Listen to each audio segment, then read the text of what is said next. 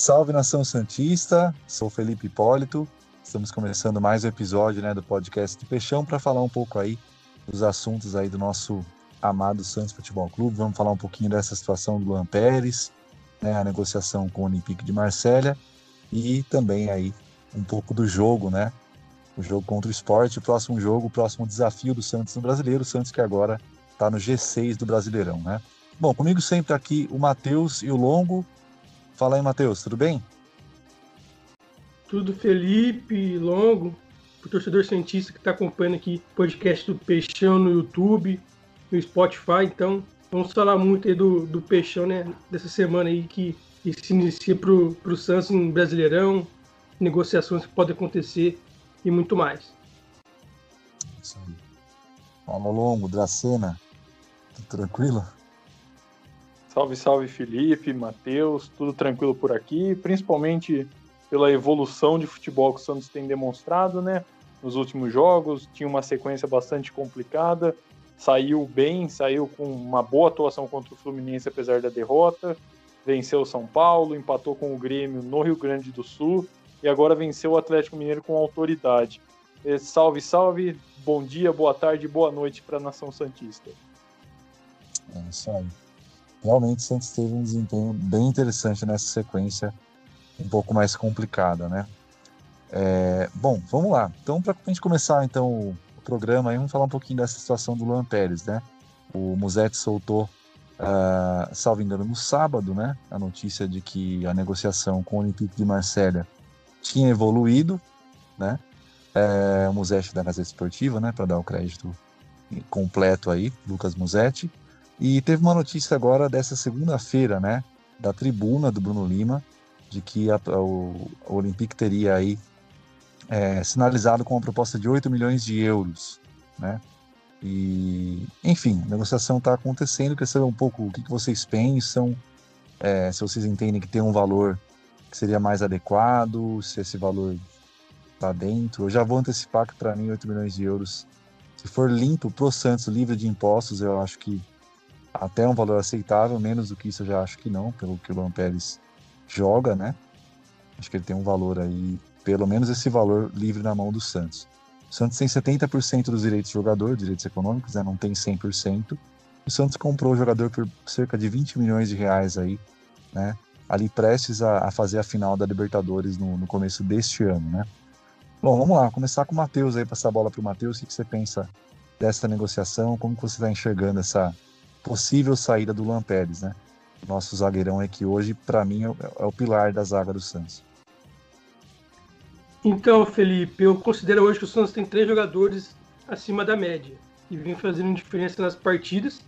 Claro que o Marcos Guilherme, se a gente for falar, tá fazendo uma diferença grande no time do Diniz, mas se a gente contar o todo, o contexto de carreira, do que já mostrou na carreira, do que já mostrou no futebol, acho que o Santos tem 3 jogadores acima da média.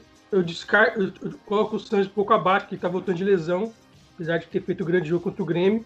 Então eu coloco 3 jogadores que o Santos tem acima da média, que é o Luan Pérez na zaga, como você falou, o Caio Jorge no ataque e o Marinho. Para mim são 3 caras diferentes. O Santos dificilmente vai conseguir repor na mesma qualidade. Pode até ter outros jogadores interessantes, como na zaga você tem o Kaique, o Bosa, que estreou muito bem contra o Fluminense. Você poderia puxar o Palha de volta, que está jogando muito bem no Náutico, mas do nível do Luan Pérez você não acha. Do nível do Caio Jorge você também não acha. O Marcos Leonardo pode ser um bom atacante, mas não é do nível do Caio Jorge. O Caio Jorge é um cara bem diferente e que o Santos também pode perder. Então o Santos pode perder o Caio Jorge, que tem a questão de contrato, que o Santos provavelmente vai acabar fazendo uma venda para não sair no 0-0, Porque se o Santos não vende agora, corre o risco de perder o jogador em dezembro, fim de contrato. Então provavelmente o Caio Jorge vai acabar tendo alguma negociação mais para frente, não agora, que agora a gente não tem notícia, mas mais para frente deve ter uma negociação. Tem vários rumores aí do futebol italiano, Napoli, Milan, então deve acabar tendo um negócio. E agora o Luan Pérez, na notícia aí da tribuna, da Gazeta Esportiva, que o Santos perde esses 2 jogadores, faz uma diferença muito grande. O Luan falou no começo do nosso podcast que o time vem apresentando bem com o Diniz, a evolução, mas esses 2 jogadores fazem uma diferença muito grande. Então se o Santos perde esses 2 jogadores, eu acho que prejudica a campanha do Campeonato Brasileiro, Copa do Brasil, Copa Sul-Americana, porque são 2 caras que vêm fazendo diferença. Eu acho que o Santos teria dificuldade para repor no mercado esses 2 jogadores. Então, quando o Santos fala em vender o Luan Pérez, para mim tinha que ser uma proposta irrecusável. Uma proposta muito alta para o Santos, sei lá, resolver suas finanças, pelo menos nesse final de ano, né, nos últimos 6 meses, para o Santos não precisar vender mais nenhum outro. Tirando o caso do Caio Jorge, né? O Caio Jorge é fim de contrato, não tem o que o Santos fazer. Então, para mim, tinha que ser uma proposta irrecusável pelo Luan Pérez. Quando eu leio 8 milhões de euros, né? E o Santos tem 70%, eu não considero uma proposta irrecusável. É uma proposta ok, uma proposta boa, mas não é uma proposta que eu falo irrecusável. Eu acho que irrecusável seria se o Santos recebesse 10 milhões de euros, uma proposta de 12, 10 milhões de euros, que não é o caso. Então, por isso, eu faria uma força para segurar o Luan Pérez. Entendo o contexto financeiro, que o Santos precisa vender jogadores. O Santos não tem um quadro de sócio muito grande, está sem bilheteria, está sem uma série de coisas. Mas eu acho também que o Santos não pode esquecer o futebol, a parte de campo, e você perder o Luan Pérez mais o Caio Jorge, para mim seria um baque muito grande. Se precisa vender jogadores, eu tentaria outras formas para tentar segurar o Luan Pérez, por exemplo. O Santos hoje tem 2 grandes goleiros. Por mais que seja importante ter 2 grandes goleiros, não é uma questão primordial, né? Se você colocar que um goleiro vai ser titular e o outro reserva, você pode muito bem tentar negociar um desses goleiros para você manter o Luan Pérez. Então, se o Santos precisa vender jogadores, eu sacrificaria outros jogadores do elenco para manter o Luan Pérez. Como eu disse inicialmente, eu considero o Luan Pérez, ao lado do Caio Jorge Marinho, os melhores jogadores do time, que fazem uma diferença brutal no time titular do Santos. Então, se já vai perder o Caio Jorge, porque é uma questão de contrato que não tem o que o Santos fazer, eu faria um esforço para manter o Luan Pérez, que hoje eu considero um dos melhores zagueiros do Brasil. E aí, Long, o que você pensa dessa situação, né? O Santos segue negociando. Eu particularmente acredito, tá? Não tenho essa informação, mas acredito que o Santos não vai aceitar essa proposta. E espero que não. Acho que o Santos tem que ter, no mínimo, uns 8, 9 milhões de euros. Né? Me parece que o Luan vê com bons olhos sim a saída. Até o Musetti postou no Twitter, né? Que o Luan estaria já vendo alguma coisa em relação à moradia lá na França e tal. Então, assim, até foi uma informação que eu recebi também na semana passada que o Luan realmente queria sair. Mas, mesmo ele querendo sair, tem que ser uma proposta boa para o clube também, né? O que você pensa aí, Longo? Não, foi o período em que o Santos tinha uma necessidade muito grande de se desfazer de uma peça com medo de punição, com medo de alguma coisa do transfer ban. E até por isso que o Santos doou o Pituca para o clube japonês. Porque o Pituca queria ir por conta da proposta salarial e o pé de meia que o jogador poderia fazer. E, ao mesmo tempo, o Santos tinha dívidas a curto prazo que poderiam causar problemas. Agora o Santos resolveu o transfer ban, principalmente com a negociação do Soteldo, entrou em acordo com o Krasnodar em relação ao Cueva. Então, claro, a situação econômica do Santos ainda é muito difícil, mas eu acho que a corda no pescoço do Rueda deu uma afrouxada, comparado ao que estava antes. Então, eu concordo muito quando o Matheus fala que a proposta tem que ser recusável. E 8 milhões de euros, se for para o Santos ficar com 70% desses 8 milhões de euros, eu não vendo o Luan Pérez. O Luan Pérez é um zagueiro assim que ele não falha durante as partidas. Ele tem uma recomposição impressionante, ele tem uma saída de bola muito boa, ele tem um passe muito bom. É a cara do esquema do Diniz, principalmente em relação à saída de bola. Você pensar em perder o Luan Pérez nesse momento em que o esquema do Diniz está encaixando, em que a dupla de zaga com o Luiz Felipe tem se consolidado, tem encaixado bem, você pensar em perder o Luan Pérez a essa altura seria dar 2 passos para trás em relação à sequência da temporada. Porque você não vai ter substituto à altura no elenco, por mais que digam para trazer o Wagner Leonardo de volta, não vai estar à altura ainda do Luan Pérez. E a gente sabe que o Santos não tem condições de fazer grandes investimentos para ir no mercado atrás de um outro zagueiro. Então eu acho que para você vender o Luan Pérez tem que ser uma proposta irrecusável. e não é essa do momento do Olympique de Marselha que vai satisfazer essa questão. E a gente tem que ver também como que fica essa negociação, porque hoje a equipe da França noticiou que o Olympique está muito perto de um acordo com um Titi do Barcelona por empréstimo. Um Titi também é zagueiro e também joga pelo lado esquerdo. Então, não sei o que talvez o Sampaoli estaria pensando para o time para a sequência da temporada ao trazer os dois jogadores. Então, a gente tem que esperar também, mas por essa proposta que saiu hoje na tribuna, o valor de 8 milhões de euros, o Santos ficar com 70%, eu não venderia. Eu particularmente acredito que o Santos não vai topar essa proposta, não. Tem que acompanhar também essa situação, como você disse, né, do outro zagueiro, porque até mesmo que eles queiram contratar 2 zagueiros, com certeza se investir trazendo um outro zagueiro, eles já vão pensar em investir um pouco menos no Luan, ou seja, aí ficaria menor ainda a chance de aumentar essa proposta. A gente sabe que o Sampaoli, ele costuma forçar bastante a diretoria para contratar e tal, então de repente o Santos pedir um valor maior, o Olympique vai fazer um esforço, mas eu penso que vai fazer esse esforço se não trouxer outro zagueiro no mesmo lado, né? E caso o Sampaoli queira mesmo 2 zagueiros, não sei.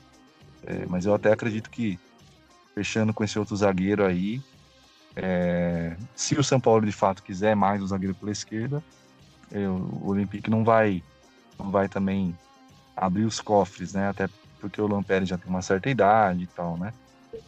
Eu particularmente gosto muito do Lampere, acho que ele é um cara, vocês falaram aí qualidades dele, vocês falaram praticamente tudo, né? É isso mesmo, né?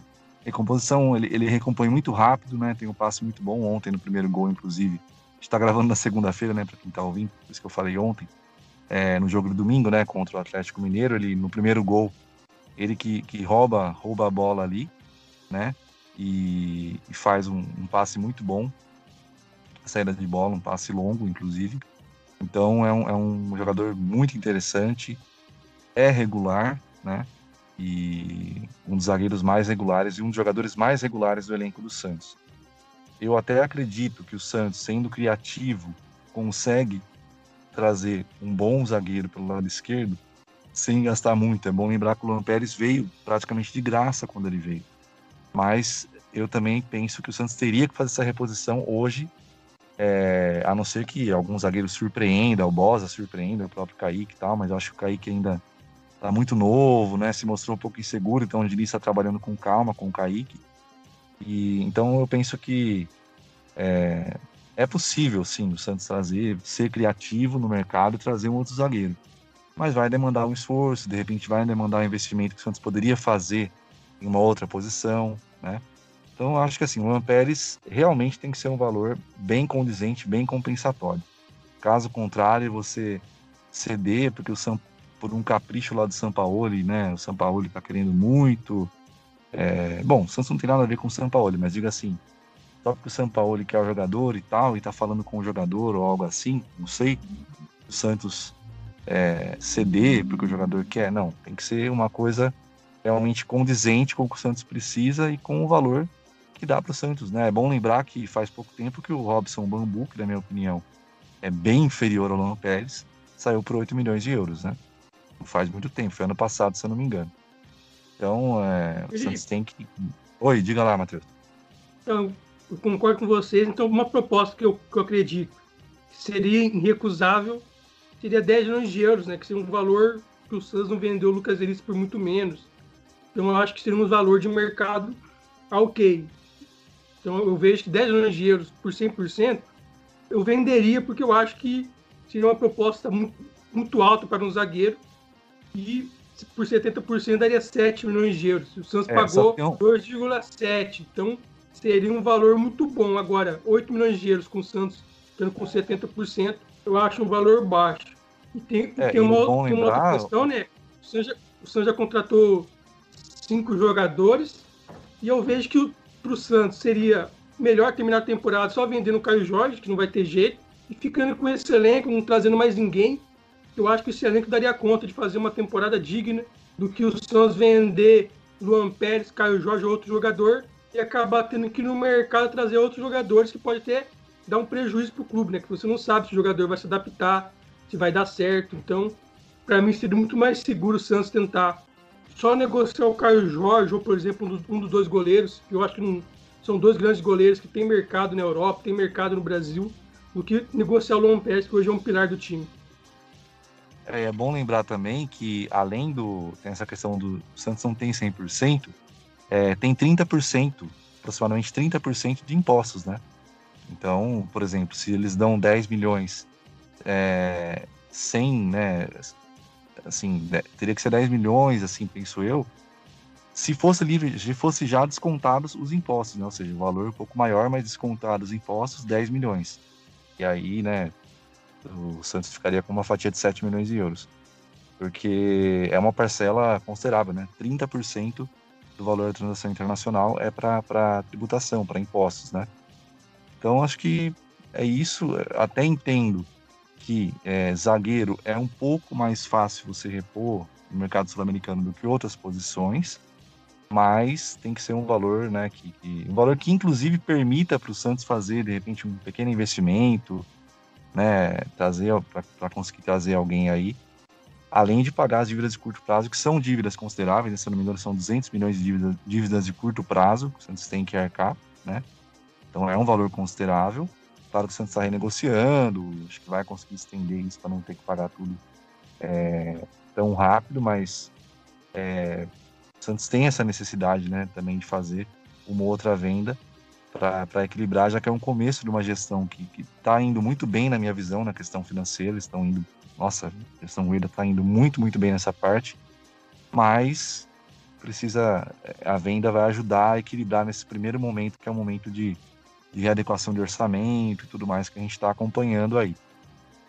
Mas é isso, vamos acompanhar o que vai acontecer, né? Mas a gente teve um consenso aqui de que o valor não é legal, esse valor de 8 milhões, o Santos tendo apenas 70%, até porque a gente nem sabe se esses 8 milhões já seriam livres de impostos ou não, né? Então, tem a fatia gorda de 30% de impostos ainda, né? A gente sabe que o Santos vai ter que vender inevitavelmente jogadores, que o próprio sempre falou isso durante a campanha, que vai doer na carne e tudo. Mas os termos de agora não compensam.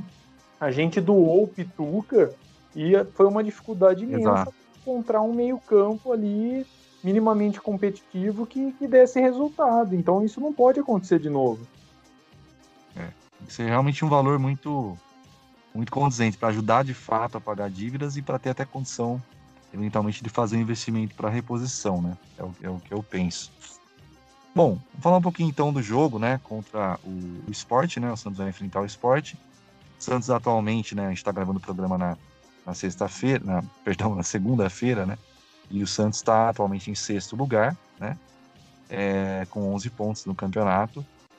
E agora enfrenta o Sport aí na Vila Belmiro, na quarta-feira, né? Dia 30, às 8h30. Aí queria ver de vocês o que vocês pensam desse jogo. O Santos sabe que saiu até uma matéria do Musetti também que o Alisson não deve jogar, né? Novamente, não deve ser o Camacho no meio. E o que vocês pensam nessa partida? Bom, eu particularmente tô bem confiante, né, que o Santos vai conseguir fazer um jogo, mas acho que vai ser desafiador como foi aquele jogo contra o Juventude, né? Porque a tendência é que o Sport saia muito menos do que o Atlético Mineiro e que o São Paulo, né? Vou começar com o Longo dessa vez. Diga lá, Longo. Você tocou num ponto importante, Felipe, a questão do jogo contra o Juventude. A última vez que o Santos enfrentou um time tão fechado na Vila, teve muita dificuldade, foi aquele jogo num sábado à noite horroroso, o time praticamente não criou nada, não chutou em gol. Então eu tô curioso também para ver como vai ser o comportamento agora contra um time que vai ter postura semelhante dentro da Vila, porque o Sport vai vir fechado.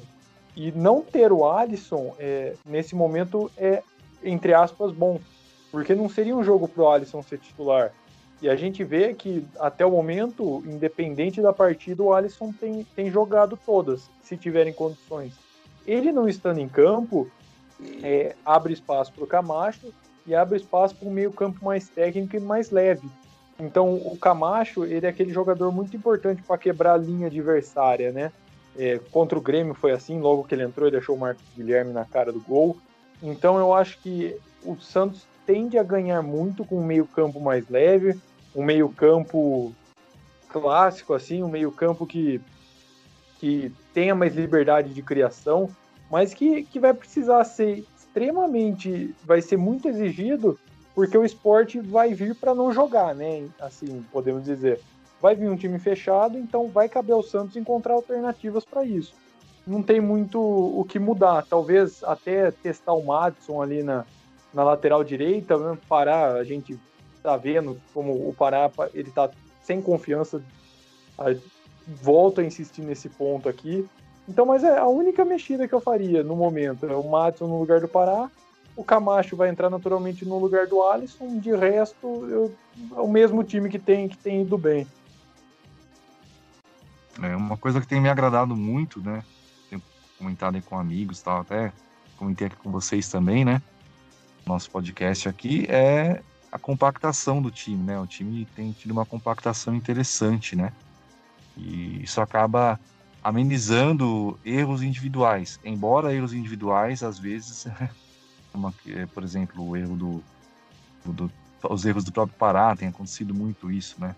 Não tem, por mais que o sistema esteja funcionando bem, o sistema defensivo, não foi o caso também do jogo contra o Grêmio, que o Santos sofreu um pouco mais na defesa, mas o jogo contra o São Paulo mesmo, Santos, né, e ontem também contra o Atlético Mineiro, né, no domingo, o Santos estava com uma compactação legal, né, mas às vezes um erro defensivo muito, muito, assim, absurdo, não tem como, acaba prejudicando todo o sistema, né.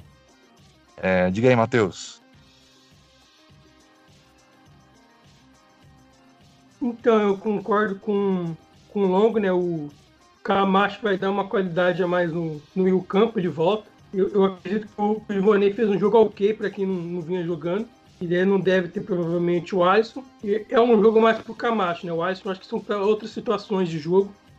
Para um jogo que você vai jogar em casa contra o Sport, que na minha opinião, como disse o Longo, vai ser um jogo muito parecido com o que aconteceu contra o Juventude. Então eu acredito que vai ser um teste muito importante para o time do Diniz, porque quando o Santos pega o Fluminense, Grêmio, Atlético Mineiro, São Paulo, são times que jogam e deixam jogar. Podem ter uma postura defensiva, mas eles não abdicam do jogo. Eles podem querer marcar mais e jogar no contra-ataque, mas eles vão jogar também, eles não vão ficar todo retrancado. E o Juventude abdicou do jogo, que eu acho que vai acontecer contra o Sport. São times que abdicam do jogo, vão preferir jogar pelo 0x0. Da condição de jogar contra um time grande, por mais que pode ter uma postura mais reativa, aquela equipe também vai querer reagir e atacar para em busca da vitória, né? Porque não tem um estilo de jogo que define que você vai vencer. Cada um tem o seu estilo de jogo preferido, mas não é porque você joga num contra-ataque que você não quer vencer o jogo. Já a Juventude, que eu acho que vai acontecer contra o Sport na quarta-feira, na Vila, são dois times que vão abdicar do jogo. O Sport vai fazer como o Juventude fez e vai retrancar, né? Colocar todo mundo atrás da linha da bola para marcar o time do Santos. Então vai ser um teste interessante. Sem o Marinho, né, que vai ser um desfalque importante. O Marinho recebeu o terceiro cartão amarelo. Eu acredito que o Lucas Braga vai entrar na função. É um substituto natural.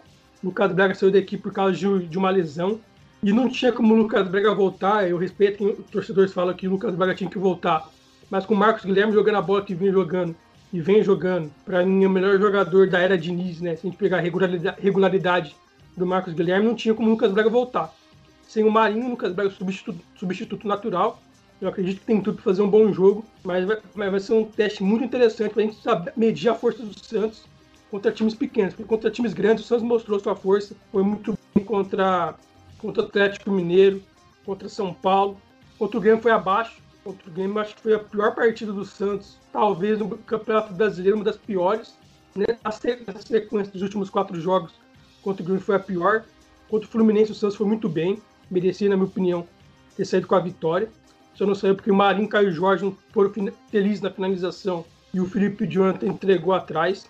E uma questão que eu acho muito importante que você falou, Felipe, é o sistema defensivo. Que muita gente falava que o time do Diniz é bom no ataque, sabe propor o jogo, mas tem dificuldade na defesa. Eu estou vendo uma coisa totalmente contrária. Para mim, o Diniz foi o técnico que acertou a bola aérea defensiva. O Cuca não acertou, o Gesualdo não acertou, o Ariel Roland não acertou, o Marcelo Fernandes não acertou e o Diniz acertou. O Diniz foi o treinador que acertou a bola aérea do Santos. O Santos vem sofrendo muito menos na bola aérea. É um mérito total do Diniz. E outra coisa é que o Santos, quando colocou o Luiz Felipe, uma questão que todo mundo tinha medo do Luiz Felipe era porque ele é um zagueiro lento, né? Então todo mundo tinha medo do Luiz Felipe entrar no time por causa que ele é um zagueiro lento. Só que o Diniz conhece muito bem o Luiz Felipe, porque ele falou que trabalhou com o Luiz Felipe no Paraná Clube. Eu não me lembro o ano que ele trabalhou com o Luiz Felipe. Os dois trabalharam juntos no Paraná. E o Santos não deixa o Luiz Felipe para disputar na velocidade. Podem reparar. O Diniz não deixa o Luiz Felipe ter que disputar na velocidade no mano a mano com um Hulk, com um atacante do time adversário, sabe? Com o atacante do São Paulo, atacante do Atlético Mineiro, do Fluminense. O Luiz Felipe joga protegido. Só contra o Grêmio que ele teve que disputar na velocidade, e a gente viu que ele não tem velocidade alguma. Perdeu facilmente pro Diego Souza. Então o Diniz não deixa o Luiz Felipe ter que ficar disputando essa corrida com o atacante adversário. Ele sabe que o Luiz Felipe vai perder. Mas o Diniz sabe das qualidades do Luiz Felipe, que é o passe, que ele tem um passe muito bom, e a jogada aérea. O Santos resolveu parcialmente a bola aérea defensiva. Então acho que são pontos muito destacáveis do time do Diniz, que vai ser um grande teste contra o Sport nessa questão de pegar um time que vai jogar mais na retranca do que foi outros jogos. Eu sempre falei, né, que o Diniz ele seria um técnico para o Santos, mas eu imaginava até que seria mais para frente, mais para o futuro, porque eu imaginava que o Diniz tinha ainda que aprimorar algumas coisas, mas essa saída dele do São Paulo ficou muito claro que ele se incomodou muito, ele percebeu as questões, né, que ele tinha que melhorar no trabalho de São Paulo e tenho, sim, praticamente certeza, né, que um dos pontos que ele mesmo viu que ele tinha que aprimorar era justamente, né, até a pressão pós-perda, porque o time joga com linhas altas em vários momentos, então tem que ter uma pressão pós-perda muito boa. Tem acontecido isso no Santos, né? Bem interessante isso. E a questão de recomposição defensiva, né? Para o time não ficar aquele time esburacado, que muitas vezes o time do Diniz era um time que criava muito, mas tinha muitos buracos lá atrás. E no Santos, me parece que assim, ele realmente está se reinventando, até mesmo em uso, em muitos momentos, da bola mais longa, né? Em muitos momentos ali o time percebe que apertou, que está muito pressionado e tal, faz uso da bola longa também, né?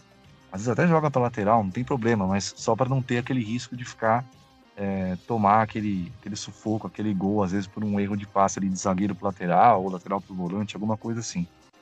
Então, ou do goleiro para o zagueiro, né? Isso aconteceu também lá no São Paulo, em alguns momentos.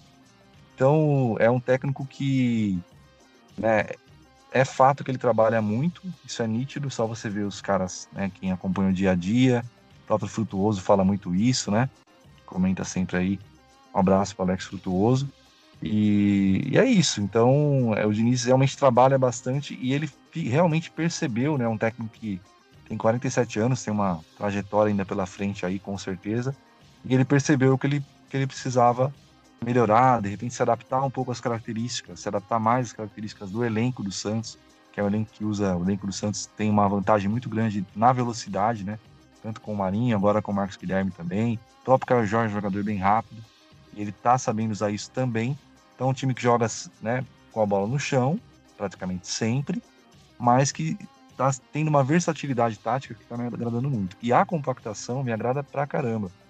Porque o Santos, em muitos momentos, contra o São Paulo mesmo, vocês com certeza se lembram, o Santos deixou o São Paulo jogar em vários momentos, né? O que me lembrou muito o time do Sampaoli, que era um time que, em dados momentos ali, ele não deixava o adversário jogar, simplesmente ele dominava amplamente o jogo, né? Então é muito interessante, né? E eu percebi do jogo do Juventude pra cá que o Santos está um pouco mais vertical também, tá sem aquela preocupação de ficar toda hora rodando a bola, meio que, né? Contra o Juventude foi time meio caranguejo, né? Tocando a bola de lado em vários momentos. Aí ficava o Alisson voltando pro lateral, né? Depois o Alisson voltava pro zagueiro, aquela coisa, né? Time com a troca de bola muito lenta e lateralizada, né? E eu tenho percebido que o Santos tem trabalhado, buscado, né? O Diniz sempre fala isso, né? Que sempre tem muito para melhorar. Então, Acho interessante, como eu falava antes da vinda dele, né, apesar desse problema, desse receio que eu tinha em relação ele ser um pouco explosivo demais em alguns momentos, e a questão da defesa, era a chance dele mudar de patamar, né?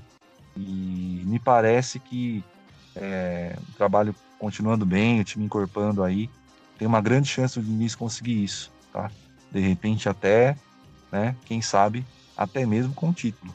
Então, é interessante, é um técnico que tem a cara do Santos pela ofensividade. Para mim, não cabe no Santos trazer técnico, com todo respeito, como Jair Ventura, como Levir Coupe, esses caras que, né, quase sempre priorizam a defesa, né? É bom lembrar que o Santos tinha um time em 2018, né, com Rodrigo, Bruno Henrique, Gabigol, e é um time que não atacava, né, com o Jair Ventura. Então, o Santos tem que ter essa essência. Claro que o estilo muda de um técnico para outro, né, algumas ideias, a filosofia e tal, mas o Santos tem que deixar cada vez mais claro isso, e desde a base, né, que é um trabalho que a gestão vai ter que fazer. A gestão prometeu isso e espero que comece a fazer isso. Desde a base, uma filosofia clara, ofensiva, um jeito Santos de jogar, né? Claro que o técnico pode contribuir com uma coisa ou outra, mas de modo geral o Santos tem que ter essa cara e não pode mais correr esse erro de trazer técnicos aí muito reativos, que não tem nada a ver com o estilo histórico do Santos, que é um estilo de futebol para frente. Sobre o jogo com a Juventude é isso. O Matheus lembrou bem a questão do Marinho também, né? Esqueci de comentar no começo. É um desfalque importante, claro. Tudo bem que o Marinho não fez um grande jogo contra o Atlético Mineiro, mas o Marinho, mesmo quando não faz um grande jogo, ele pode tirar um coelho da cartola, né? Ele pode tirar um coelho da cartola, pode fazer algo diferente. Então, é isso. E eu acho que o que está contribuindo muito para o Santos conseguir criar mais, ser mais vertical também, é o Marcos Guilherme, né? Porque ele se movimenta muito, dá muita opção, e é um cara que arrisca também, que chuta, né? Não é craque, a gente sabe que ele não é craque, mas essa força de vontade dele, né? Contra o São Paulo mesmo, o cara, ele se movimentava, chegava até lá entre os zagueiros para trazer a marcação individual do São Paulo, né? Então, assim, tem uma inteligência tática bem interessante e uma aplicação muito grande, né? E, na minha visão, foi o melhor em campo contra o Atlético. Foi coroado com um gol no final, né? E é isso, é o nosso menino relâmpago, né? O Marcos Guilherme. Continue assim, porque está se provando um excelente reforço, né? Um ótimo achado aí, inclusive com a indicação do Diniz, inclusive, né? Bom, gente, é isso. A gente só lembra aí, né, pessoal, quem curtir aí, deixa o like no vídeo, né? Compartilha, comenta também, porque ajuda bastante a gente, né? Para que esse conteúdo chegue a mais pessoas aí. Está também no Spotify. E é isso, né? A gente sempre conta aí com as sugestões, com as opiniões, comentários de vocês aí, para fazer o podcast com a gente, né? Tem live aí essa semana aí com o Santos Futebolcast também, na quinta-feira. E vamos para cima aí, vamos torcer por mais uma grande vitória, que o Santos consiga driblar essa retranca aí, fazer mais um grande resultado para continuar nesse pelotão de cima do brasileiro, né? Longo, um recado final seu aí para a Nação Santista. Valeu demais, Felipe, Matheus, pela parceria. Valeu também a todo mundo da Nação Santista que apoia o projeto, que deixa o like lá no YouTube, que ouve pelo Spotify, que interage no Twitter, Instagram. Valeu sempre. Um grande abração a todos. Matheus, homem de Londrina. Um abraço, Felipe, pro Longo, pro torcedor cientista que tá acompanhando aqui o podcast do Peixão, no YouTube, né, no Spotify, né, no YouTube, pra galera dar aquele like, compartilhar com os amigos, para acompanhar o podcast do Peixão, onde como estiver, né, pra gente debater sobre o Santos, né, aquela resenha gostosa de Santista para Santistas. E falando rapidamente sobre vários clubes que fizeram a campanha, né, Ação de Orgulho LGBT, que promove a bandeira do respeito, da justiça, né, de todo mundo se respeitar, com as cores do arco-íris que o Vasco fez, que eu achei sensacional, do cano, de balançar a bandeira no jogo do Vasco, o Santos também fez, o Fluminense também fez, usando o 24, então parabéns para os clubes, né, que fizeram, né, essa campanha, e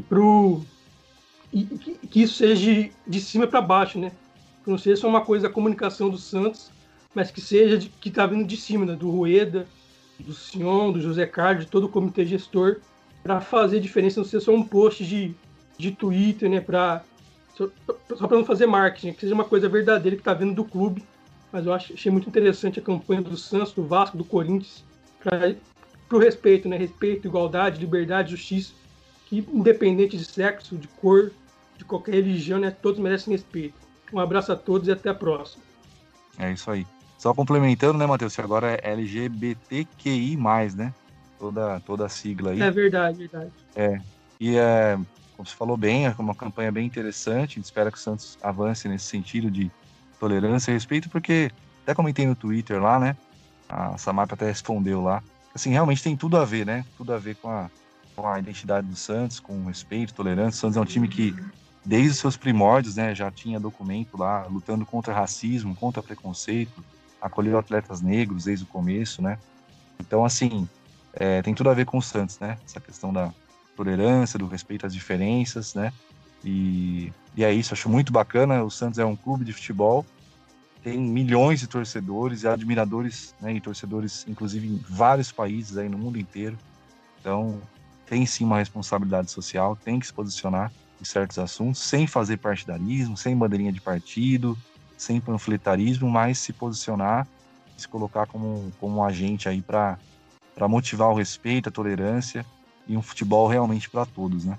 O Santos está de parabéns mesmo e espero que continue nessa toada aí, que tenha outras ações e sempre combatendo preconceito, né? Acolhendo aí as diferenças, promovendo mesmo a tolerância, né?